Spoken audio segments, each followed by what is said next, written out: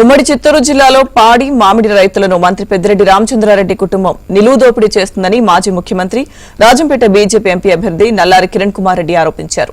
అన్నమయ్య జిల్లా పీలేరు టీడీపీ కార్యాలయంలో పీలేరు, కేవీపల్లి మండలాల కూటమి నేతలతో ఆయన సమావేశం నిర్వహించారు. ఈ ప్రాంతంలో ఎన్నడూ దొంగ ఓట్ల సంస్కృతి లేదని, ప్రజల అభిమానం ఉంటే గెలుస్తామని ఆయన చెప్పారు. గత 10 ఏళ్ల క్రితం మొదలుపెట్టిన అభివృద్ది పనులను ఇప్పటికీ పూర్తి చేయలేని నేత పెద్దిరెడ్డి అంటూ కిరణ్ కుమార్ రెడ్డి ఆరోపించారు. శాంక్షన్ అయిన పనులు చేసుకోలేని వాళ్ళు ఈ 10 సంవత్సరాలు ఆయన ఎమ్మెల్యే కాబట్టి ఏ ప్రయోజనమో ఒక్కసారి ఆలోచన చేసుకోండి.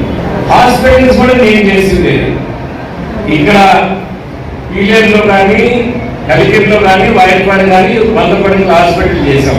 అది ఇప్పుడేమో జరుగుతూ ఉంది, 1-2 జరుగుతూ ఉందంటే 10 సంవత్సరాల ముందు చేసింది.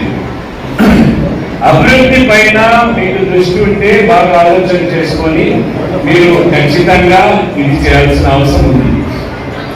ఈ భయం పోగొట్టాలని ఆడ రౌడీజంతో ఒకటి, ఈ వాళ్ళ రైతులకు, మామిడి పండ్ల రైతులకు వాళ్ళపై కేసులు పెట్టి, వాళ్ళని హింసించి, వాళ్ళ దొంగ కేసులు పెట్టి వేల మంది పైన కేసులు పెట్టారు అక్కడ పువ్వులు.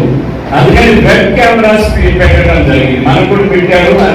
మన దగ్గర సంస్కృతి లేదు, దొంగోటు వేసే సంస్కృతి మనకి లేదు.